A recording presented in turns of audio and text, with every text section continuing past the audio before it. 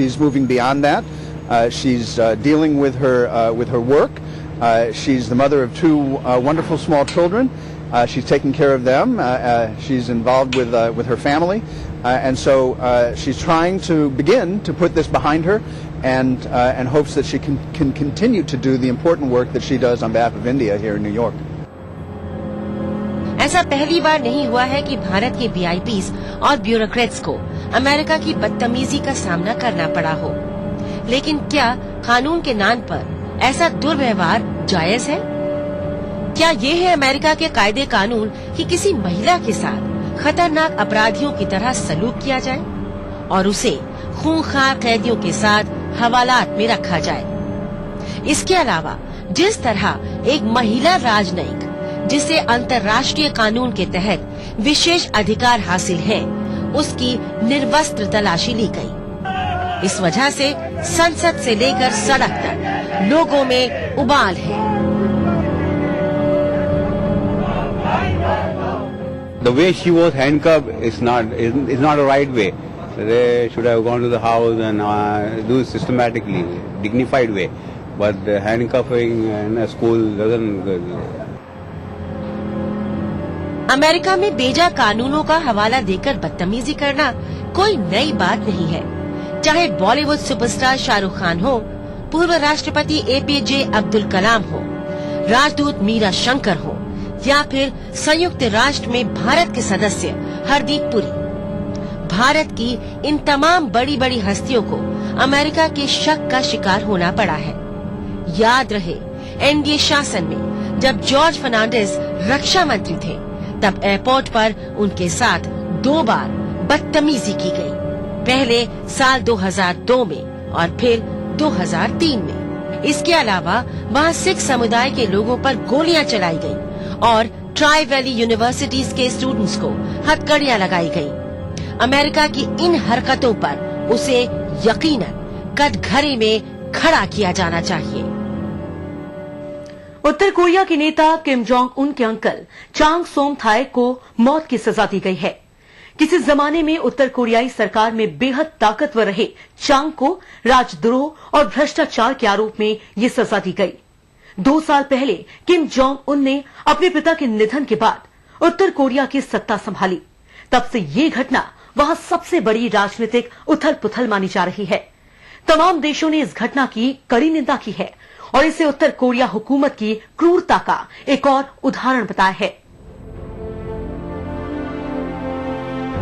क्या उत्तर कोरिया की हुकूमत मौजूदा वक्त में दुनिया की सबसे क्रूर हुकूमत है? लगता तो ऐसा ही है। उत्तर कोरिया के तानाशाह किम जोंग उन के अंकल चांग सोंग थाएक को जिस तरह आनन फानन में सजाए मौत दी गई, उससे हुकूमत की क्रूरता का पता चलता है। थाएक को कुछ दिन पहले ही पार्टी से बर्खास्त कर दिया गया था और उनके सारे अधिकार छीन लिए गए थे।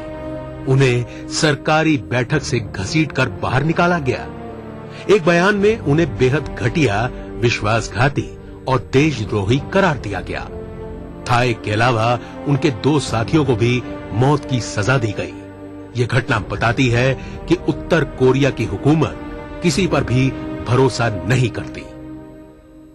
And we would urge the North Koreans not to take provocative acts, not to do so going forward, because it's not in the interest of regional stability. लोकतंत्र के इस दौर में भी उत्तर कोरिया द्वितीय विश्व युद्ध के बाद से ही पूरी दुनिया के लिए रहस्यमय बना हुआ है। सरकारी मीडिया सिर्फ प्रोपेगेंडा खबरें प्रसारित करता है और उस पर बेहद सख्त नियंत्रण है। यहाँ के नागरिकों को बेहद कम अधिकार हासिल है। हुकूमत या सेना की बुराई करने की सजा केवल मौत है। अपनी ताकतवर फौज के दम पर यह देश अपने पड़ोसियों, खासकर दक्षिण कोरिया और सबसे बड़ी महाशक्ति अमेरिका को भी आंखें दिखाता है। कुछ दिन पहले यहां 60 से ज्यादा लोगों को महज इसलिए फांसी की सजा दे दी गई क्योंकि वो दक्षिण कोरिया का टीवी प्रोग्राम देख रहे थे। टीवी देखने पर ऐसी सजा शायद ही पूरी दुनिया में कहीं और दी जाती हो। यही वजह है कि उत्तर कोरिया की उसकी नीतियों के चलते सारी दुनिया में निंदा होती आई है, लेकिन शायद उसे इन सब बातों से कोई फर्क नहीं पड़ता। हम उत्तर कोरिया की हुकूमत को नापसंद करते हैं। किम जोंग इल खराब शासक थे और उनका बेटा किम जोंग उन भी बेहद खराब शासक है।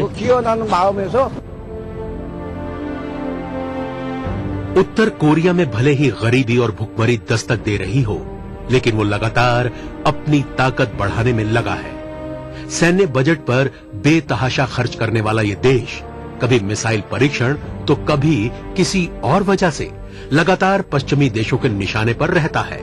उत्तर कोरिया पर तमाम देशों ने आर्थिक प्रतिबंध लगा रखे हैं, जिससे यहां हालात दिन ब दिन खराब होते जा रहे हैं।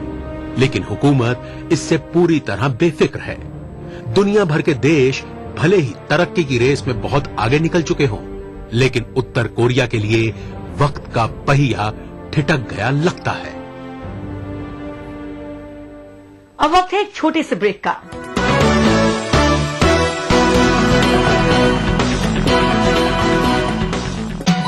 दक्कन की हर छोटी बड़ी सरगर्मी पर हमारी नजर, लेकिन आप तक पहुंचाते हैं सिर्फ वो खबर जो करे आपको बेदार। सियासत के गलियारों से रोजमर्रा की जिंदगी,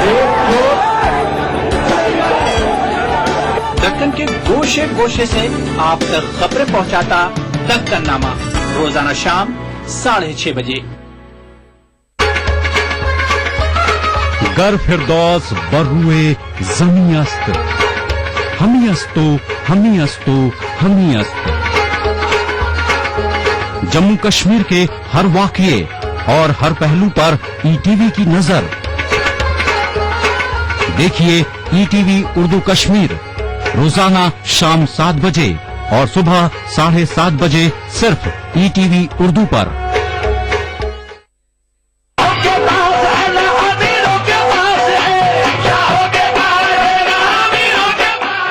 मध्य प्रदेश के मशहूर मकाम सनावद में वाक़ दरगाह हजरत जमालुद्दीन रोशनी कादरी रहमतुल्लाह अलैह की क्या है तारीखी अहमियत?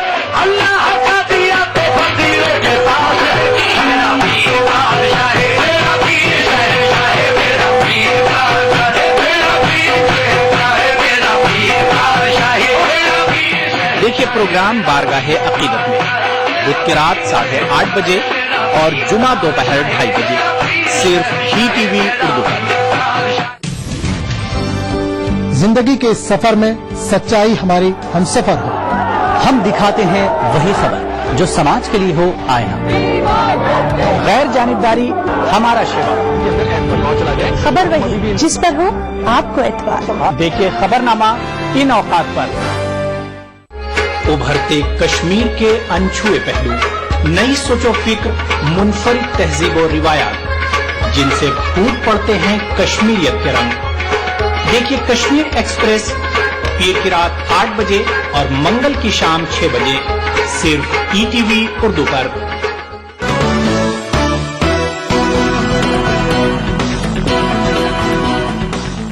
अफगानिस्तान में 2014 के बाद नेटो फौज की मौजूदगी सवालों के घेरे में है।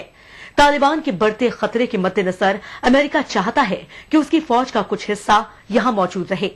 अमेरिका इसके लिए अफगानिस्तान के राष्ट्रपति हामिद करजई पर दबाव बना रहा है कि वो इस संबंध में जल्द से जल्द समझौता कर ले, लेकिन करजई इसके लिए राजी नहीं है। उनका कहना है कि अफगानिस्तान में आने वाली नई हुकूमत ही इस बारे में कोई अंतिम फैसला ले सकती है। हालांकि अमेरिका का कहना है कि फैसले में हो रही देरी का खामियाजा अफगानिस्तान को ही उठाना पड़ेगा।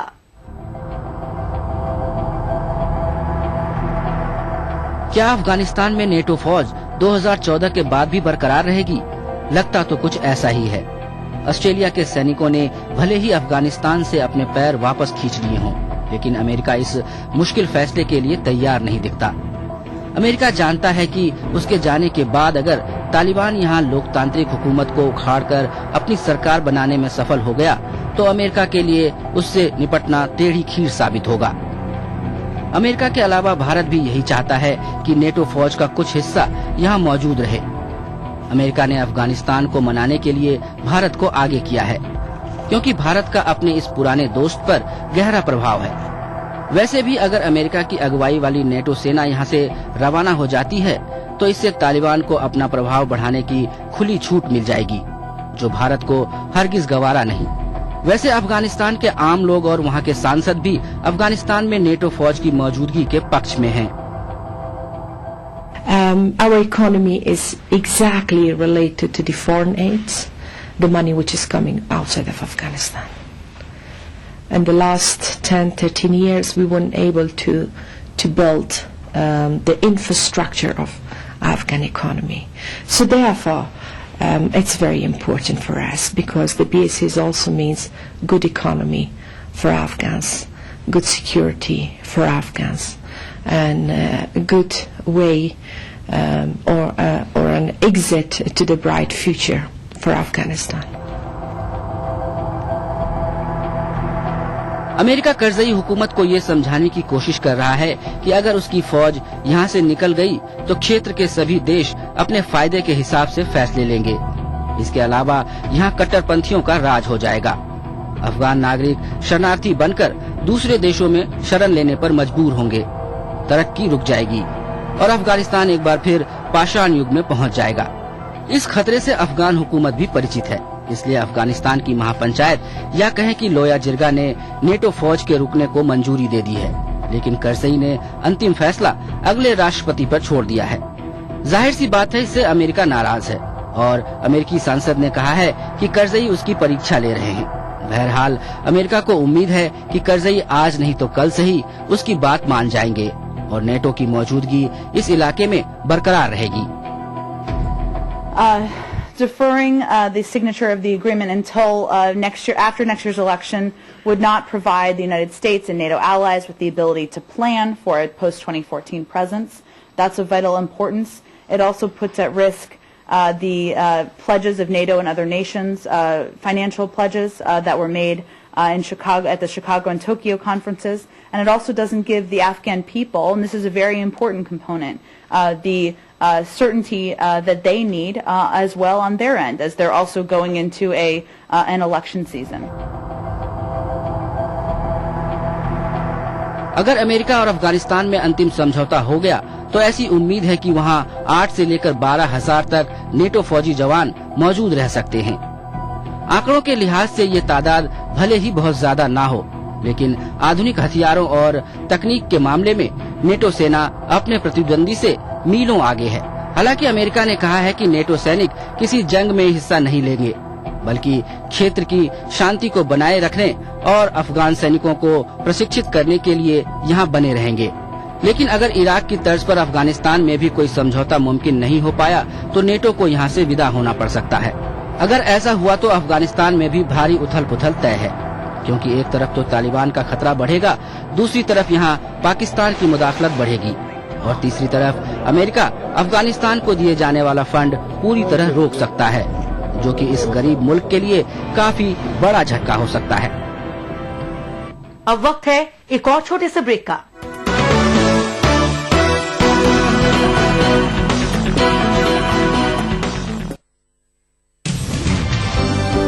जिंदगी के इस सफर में सच्चाई हमारी हमसफर हो।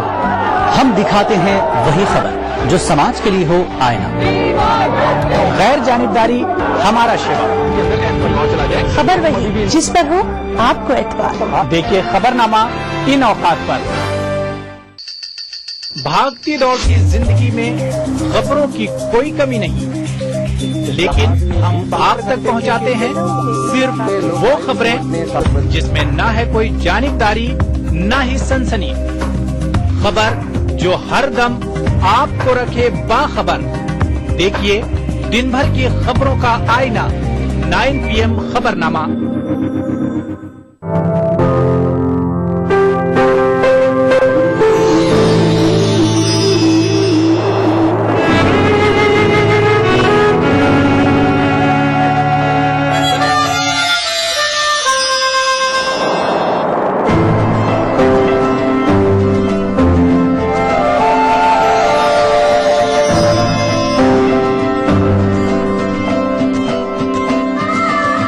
एहसासों से जुड़े नए रिश्ते बिखेरेंगे रंग।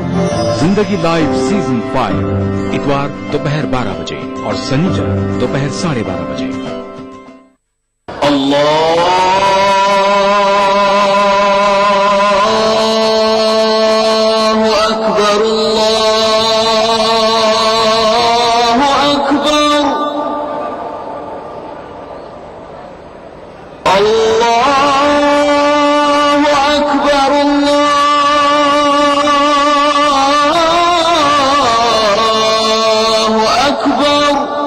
मस्जिदुल हराम से नमाज फज्र देखिए रोजाना सुबह 5:30 बजे सिर्फ ईटीवी उर्दू पर।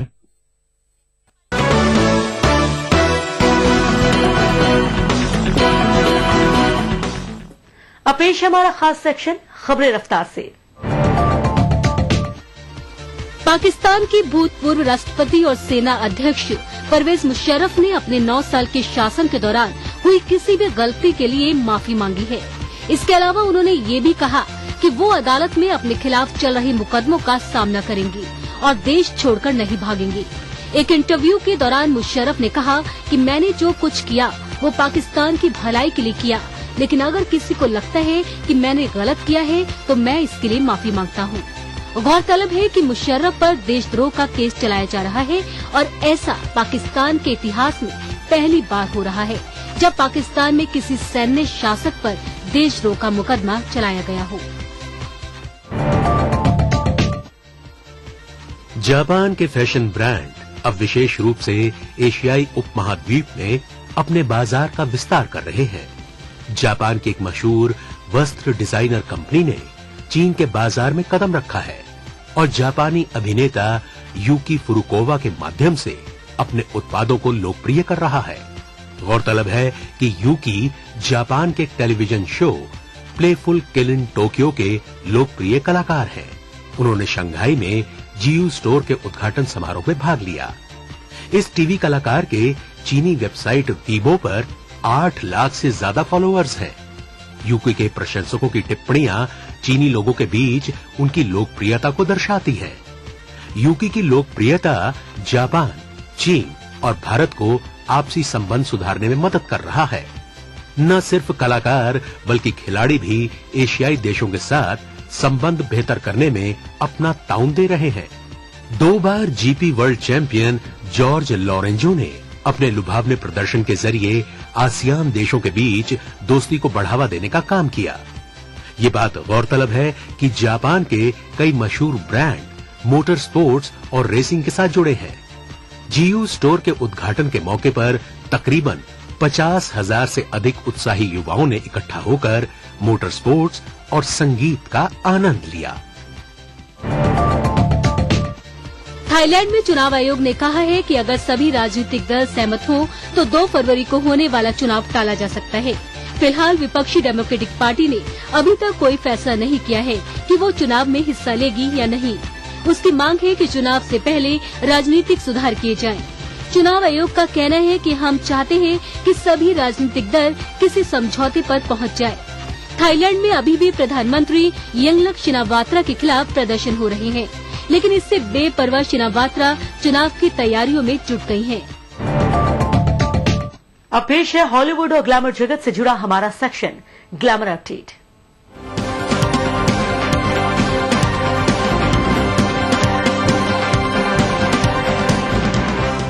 हॉलीवुड स्टार किम कार्दाशियन कुछ भी करे, या तो हंगामा होता है या फिर विवाद। उसकी निजी जिंदगी से जुड़ी बातें तो बहुत सारी हैं।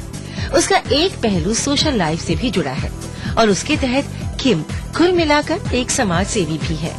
मगर क्या है कि उनके साथ विवाद का संबंध वैसा ही है जैसा कि उनका सामाजिक सरोकार। सो इस बार भी जब वो एक चैरिटी शो की कमाई को सामाजिक कार्य में लगा रही है तो दुनिया इसमें भी कुछ कमी निकाल रही है। बताया जाता है कि समाज सेवा के नाम पर किम कमाई तो मोटी करती है, लेकिन उससे सिर्फ और सिर्फ अपनी ही जेब भरती है। वो कमाई का महज 10% हिस्सा चैरिटी पर खर्च करती है। हॉलीवुड अभिनेत्री लिंडसे लोहान अपने जीवन के बारे में एक किताब लिखने की योजना बना रही हैं। 27 वर्षीय लिंडसे इस किताब में अपनी गिरफ्तारी, नशीली दवाओं के सेवन, अभिनय करियर और अपने परिवार के बारे में लिख रही हैं। आपके लिए उन्हें अभी से कई प्रकाशकों के ऑफर भी मिले हैं। लिंडसे के मुताबिक वो इस किताब के जरिए अपनी जिंदगी का हर पहलू लोगों के सामने रखना चाहती हैं। बियोंसे ने अपने हालिया म्यूजिक एल्बम से अपने प्रशंसकों और आलोचकों को हैरान कर दिया है। इस एल्बम में उनकी बेटी ब्लू आइवी भी अपनी मां के साथ दिखाई दी। ग्रोन वुमन से फेमस हुई इस गायिका ने अपने 5वें एल्बम को iTunes पर पेश करके अपने प्रशंसकों को खुश कर दिया। इस एल्बम में उनकी 2 साल की बेटी ने भी एक छोटा सा किरदार अदा किया है। बियॉन्से का कहना है कि इस गीत के लिए उनकी नन्ही सी परी उनके लिए प्रेरणा स्रोत रही। अब देखना ये है कि माँ बेटी की ये जोड़ी एल्बम को कितना हिट करवा पाती है। हॉलीवुड गायिका शकीरा की आगामी एल्बम का पहला गीत अगले साल जनवरी में जारी होगा। साल 2014 में जारी होने वाली शकीरा का ये पहला एल्बम है। इस एल्बम को लेकर शकीरा को काफी उम्मीदें हैं।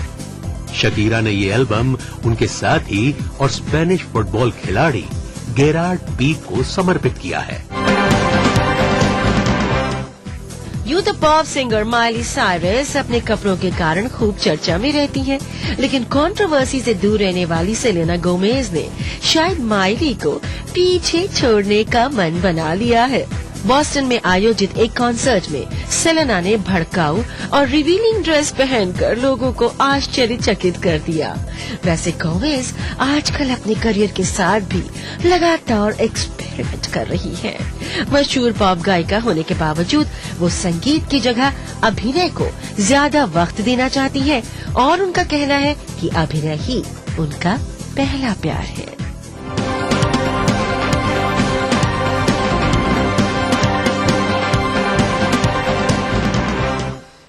तो ये था दुनिया अपडेट। अगले हफ्ते फिर हाजिर होंगे और खबरों के साथ। तब तक के लिए दीजिए इजाजत। नमस्कार, खुदा हाफिज।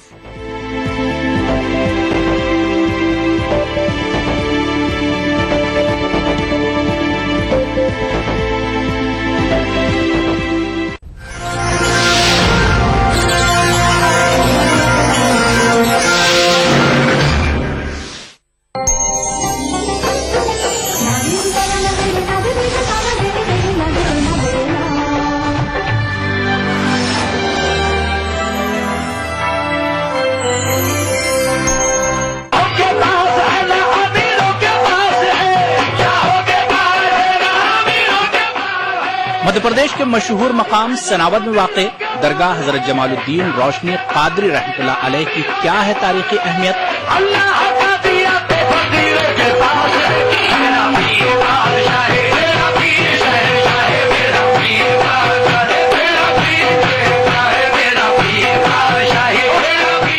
देखिए प्रोग्राम बारगाहे अकीदत में बुध की रात 8:30 बजे और जुमा दोपहर 2:30 बजे सिर्फ ही टीवी उर्दू पर। दक्कन की हर छोटी बड़ी सरगर्मी पर हमारी नजर, लेकिन आप तक पहुंचाते हैं सिर्फ वो खबर जो करे आपको बेदार। सियासत के गलियारों से रोजमर्रा की जिंदगी दक्कन के गोशे गोशे से आप तक खबरें पहुंचाता दक्कननामा, रोजाना शाम 6:30 बजे। गर फिरदौस बर्रुए जमी अस्त, हमी अस्तो हमी अस्तो हमी अस्त। जम्मू कश्मीर के हर वाकये और हर पहलू पर ईटीवी की नजर। देखिए ईटीवी उर्दू कश्मीर रोजाना शाम 7 बजे और सुबह 7:30 बजे सिर्फ ईटीवी उर्दू पर। भागती दौड़ती जिंदगी में खबरों की कोई कमी नहीं, लेकिन हम आप तक पहुंचाते हैं सिर्फ वो खबरें जिसमें ना है कोई जानिबदारी ना ही सनसनी। खबर जो हर दम आपको रखे बाखबर। देखिए दिन भर की खबरों का आईना 9 PM खबरनामा।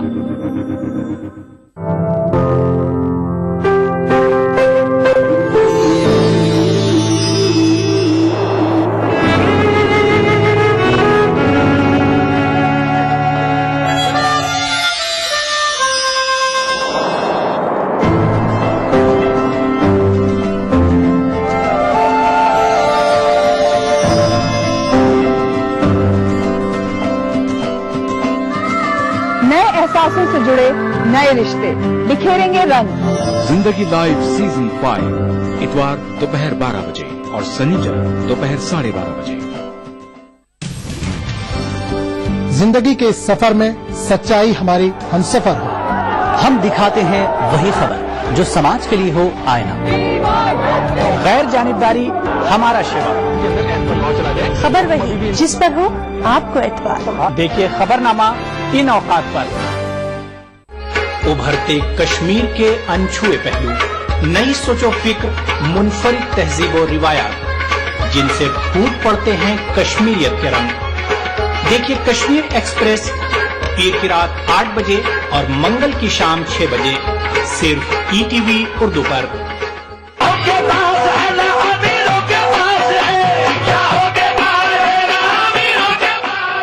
मध्य प्रदेश के मशहूर मकाम सनावद में वाक़े दरगाह हजरत जमालुद्दीन रोशनी कादरी रहमतुल्लाह अलैह की क्या है तारीखी अहमियत।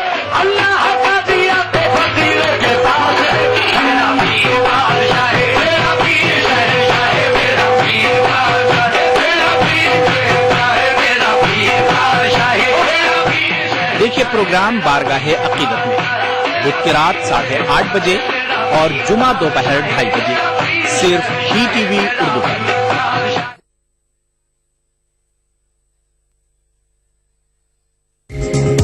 ETV उर्दू पर अगला प्रोग्राम।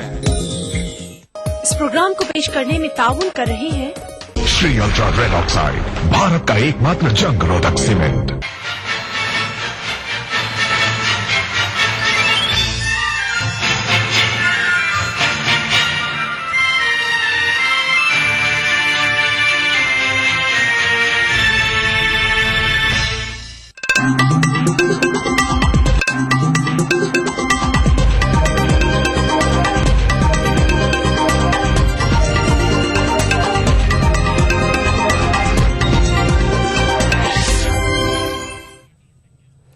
नाज़रीन आदाब, 12 बजे के बुलेटिन के साथ मैं हूं हिना। सबसे पहले हेडलाइंस।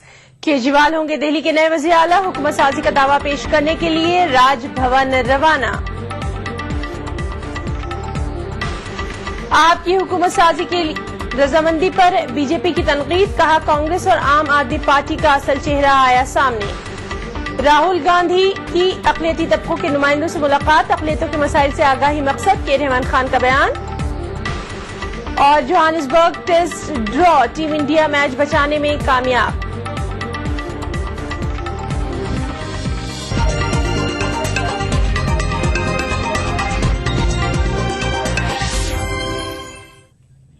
शुरुआत करेंगे इस वक्त की अहम खबर के साथ। दिल्ली की सियासत पर छाया कोहरा छट गया है। जी हां, दिल्ली के अवाम का इंतजार खत्म हो गया है। आखिरकार आम आदमी पार्टी ने कांग्रेस की हिमायत से दिल्ली में हुकूमत साजी के लिए रजामंदी जाहिर कर दी है। कौशाम्बी में अरविंद केजरीवाल की रिहाइशगाह पर आपके PSC की मीटिंग में हुकूमत साजी का फैसला लिया गया और मीटिंग के बाद अरविंद केजरीवाल ने इसका बाकायदा ऐलान कर दिया। अरविंद केजरीवाल दिल्ली में हुकूमत साजी का दावा पेश करने के लिए लेफ्टिनेंट गवर्नर से मुलाकात कर रहे थे।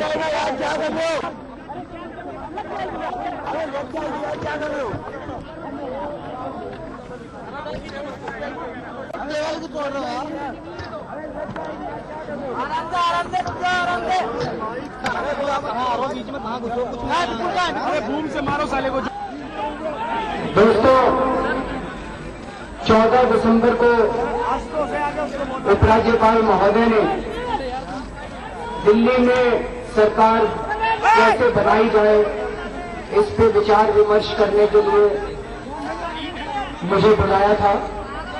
मैंने उनसे कुछ दिनों का समय मांगा था, क्योंकि आम आदमी पार्टी कुछ चंद लोगों की पार्टी नहीं है, आम लोगों की पार्टी है।